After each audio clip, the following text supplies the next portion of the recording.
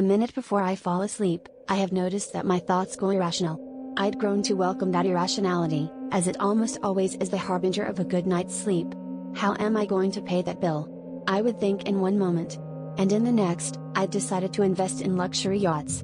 I could see those yachts, despite never having been near one in real life. Then my thoughts before falling asleep started to center on the man.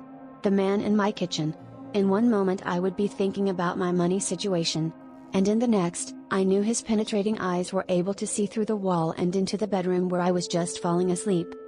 I learned that irrational thoughts like these are called hypnagogic imagery. I was living alone at this time, so the man I saw before falling asleep was just hypnagogic and not real. Or so I thought. After a few weeks of the man figuring intensely before sleep, I had grown increasingly nervous about bed, and just like that, I had developed a bad case of insomnia. Instead of sleeping, I started taking nightly walks. One night, as I was walking back home, a figure passed me by. I was quickly convinced it was the hypnagogic man. Maybe it was my lack of sleep, but I uncharacteristically decided to follow him and find out his destination. We walked for 20 minutes, left the part of the city I knew and entered one that I didn't recognize.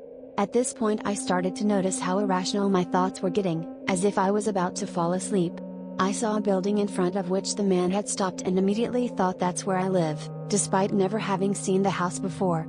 Certainties popped up in my head, though I'd never had them before. I suddenly knew that a terrible man who dealt in expensive yachts had recently moved into the building, and that in a way that made immense sense in the moment, we had become entangled in the dream world. I knew that he had my thoughts before sleeping, just as I had his. He didn't know how to pay his bills, or fight his loneliness. And he welcomed those thoughts, because he knew they would bring him sleep. In a sense, I was the one bringing him to the dreamland. I felt frightened when I understood that he had been in my apartment on several occasions, just as he had with other young men before killing them. In fact, I realized, still in that lull of almost sleeping, I was his first murder victim. He had recently started to visit my now derelict apartment to get high on the memory of the first kill. With my murderer turning to smile at me, I now knew I would always be his and never more my own, and so I felt myself drifting off to sleep.